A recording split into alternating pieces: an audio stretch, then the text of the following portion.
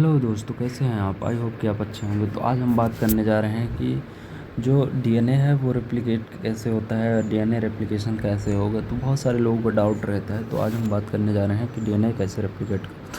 तो बात करने जा रहे हैं हम डीएनए रेप्लिकेशन की। तो सबसे पहले हम लेंगे डीएनए रेप्लिकेशन कैसे होता है। तो रेप्लिकेशन, ठीक।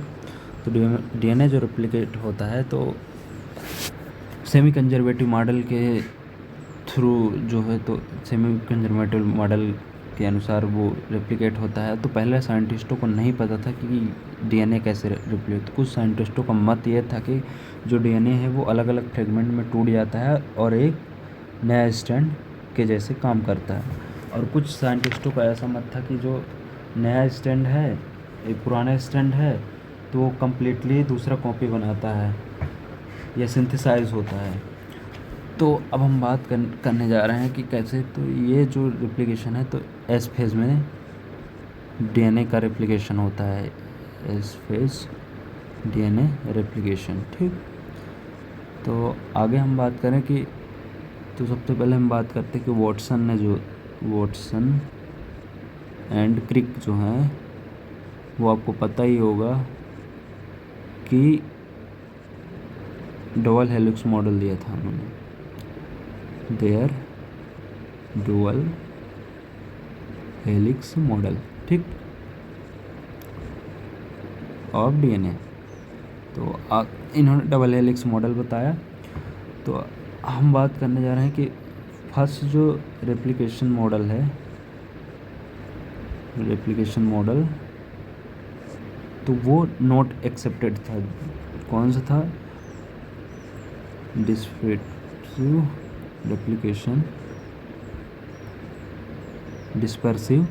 रेप्लिकेशन मॉडल, ठीक।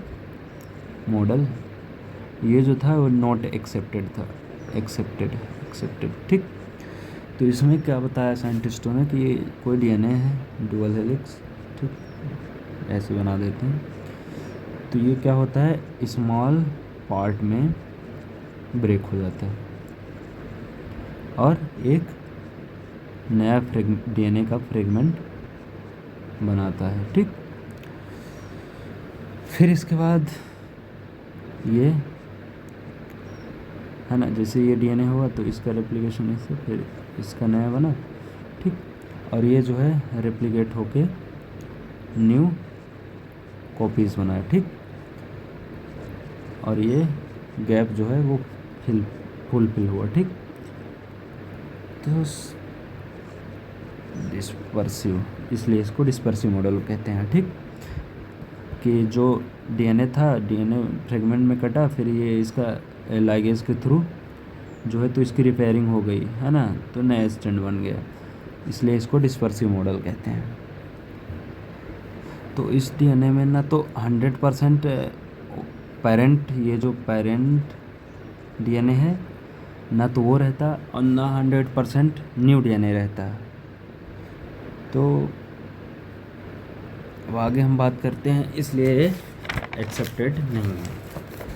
अब आगे हम बात करते हैं तो कंजर्वेटिव मॉडल, ठीक।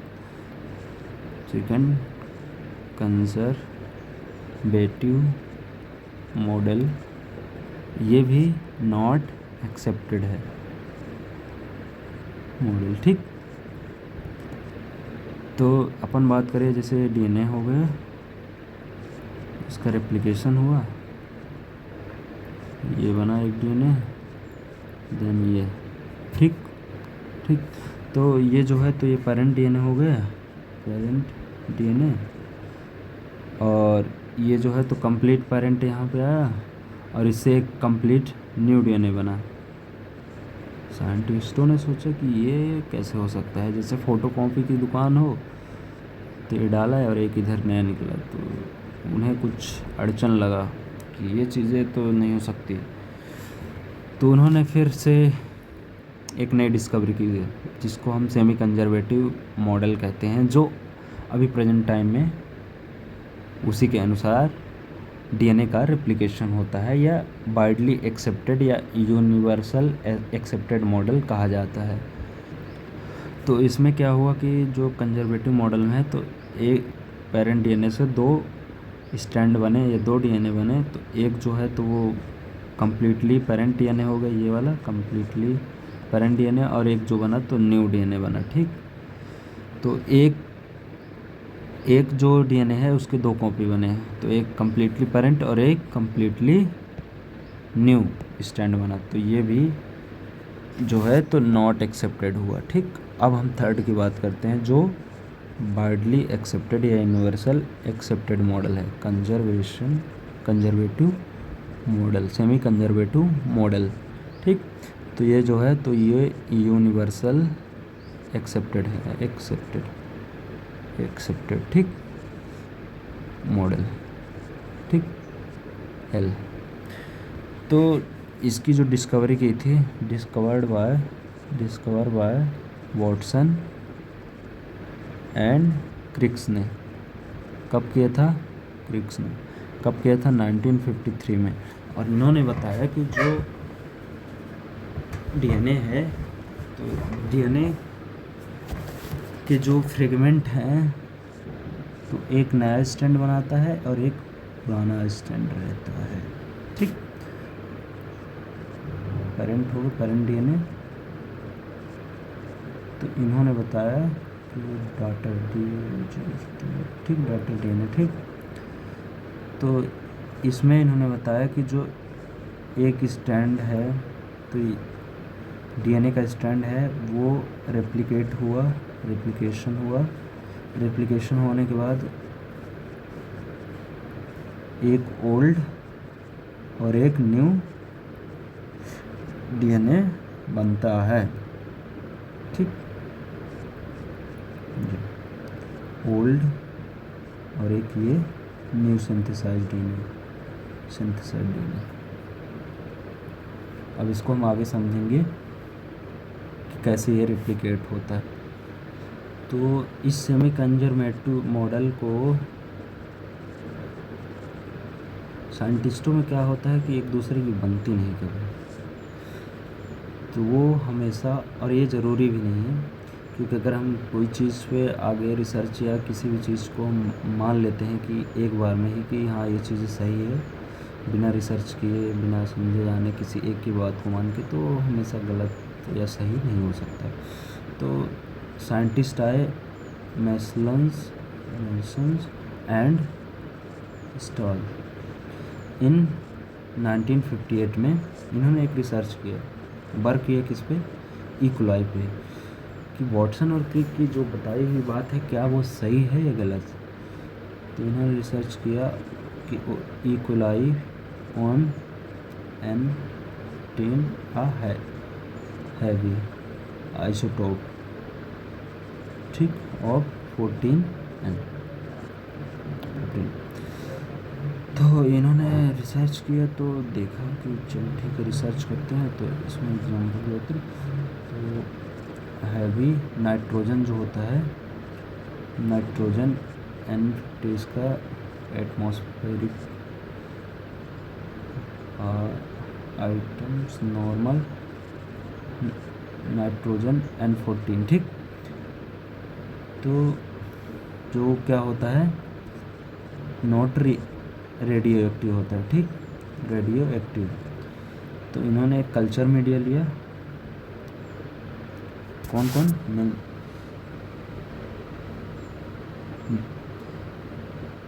Meselson and starch.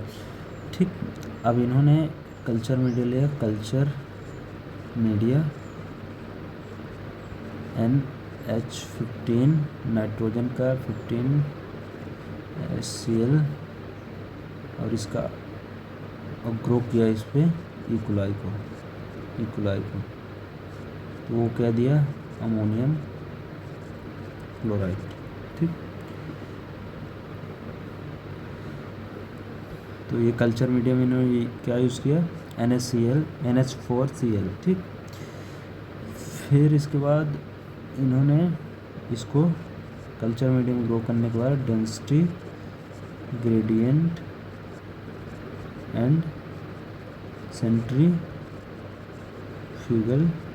टेक्निक्स का यूज करके सीजियम क्लोराइड डाला, ठीक। फिर सेकंड स्टेप में इन्होंने क्या किया कि ई कोलाई जो है, ई कोलाई उसको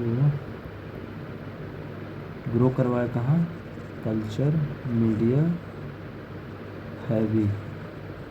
एक लाइट चेन था, एक हैवी चेन था। तो हैवी चेन 15 वाले में मैनी जनरेशन ग्रो करवाया किसका, ई कोलाई का, ठीक। तो ऑल बैक्टीरिया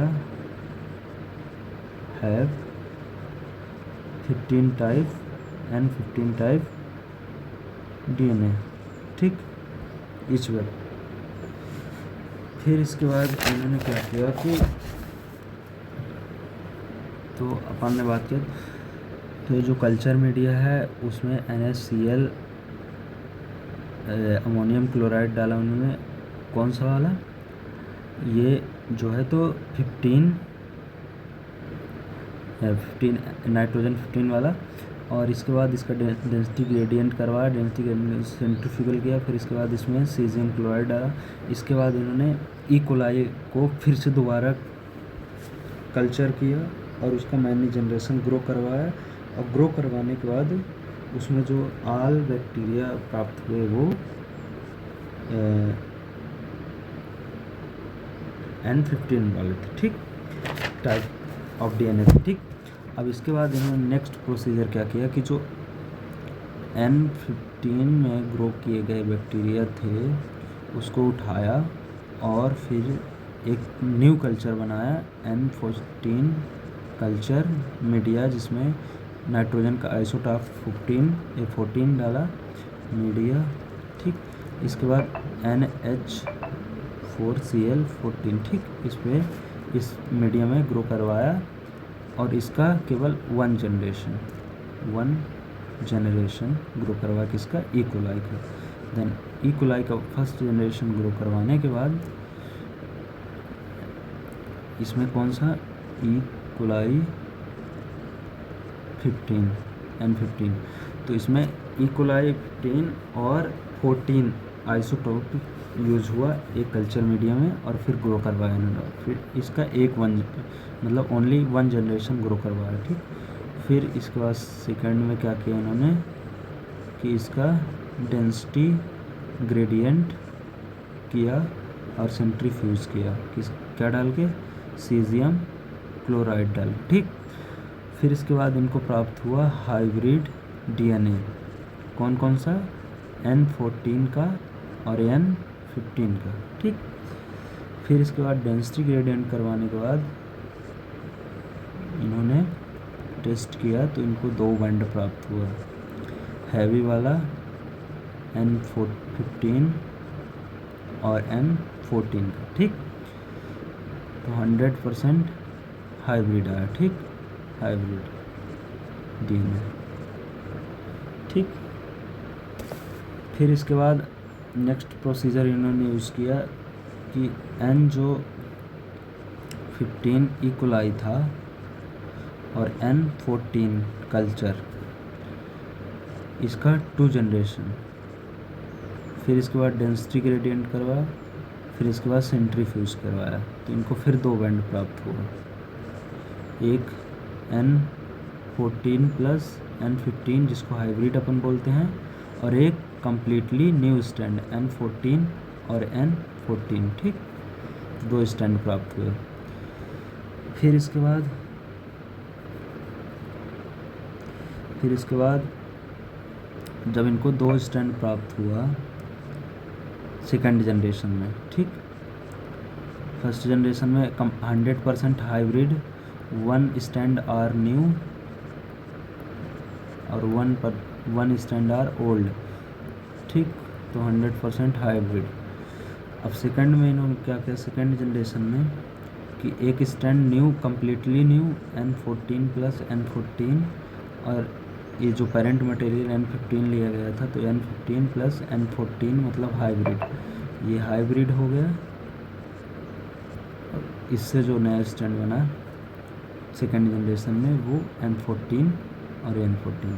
तो आगे हम एक फ्लो चार्ट के माध्यम समझेंगे कैसे ये चीज़ें हुई। तो एक स्ट्रैंड हुआ डीएनए का, फिर इसके बाद इस स्ट्रैंड का फर्स्ट जनरेशन, ठीक।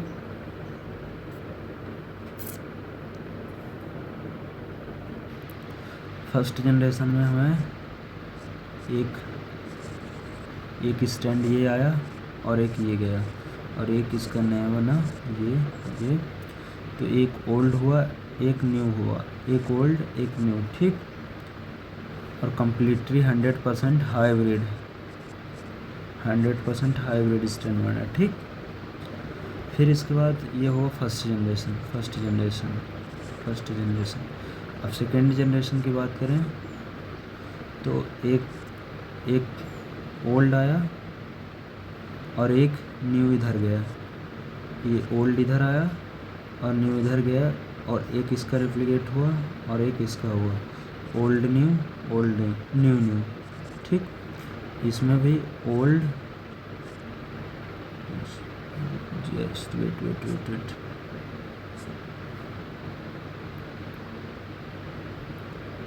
ओल्ड न्यू, ठीक। एक ओल्ड और एक न्यू और ये वाला न्यू इधर आया तो न्यू और न्यू स्टैंड बना। तो ये न्यू ओल्ड और न्यू, ठीक। तो ये हो गया आपका सेकंड जनरेशन। तो हर बार जब अपन यूज़ करेंगे या फिर नया स्टैंड बनाएंगे, न्यू ओल्ड, ठीक। तो ये फिर ओल्ड न्यू ओल्ड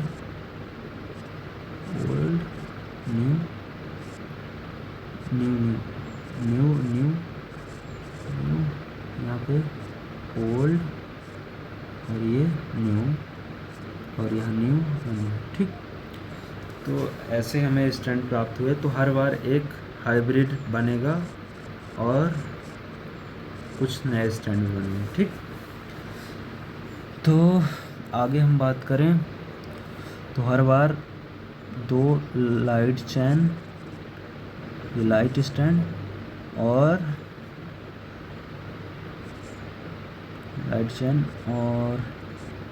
हाइब्रिड चैन बनेंगे। तो मान लीजिए हम 6 जनरेशन तक जाते हैं तो 6 जनरेशन में 2 हाइब्रिड हमें प्राप्त होंगे, हाइब्रिड मॉलिक्यूल्स, और 62 लाइट चैन मिलेंगे, ठीक है। तो यहाँ से ये सिद्ध हुआ कि जो डीएनए है वो सेमी कंजर्वेटिव मॉडल के थ्रू रेप्लिकेट होता है। तो मिलते हैं नए वीडियो के साथ। जय हिंद।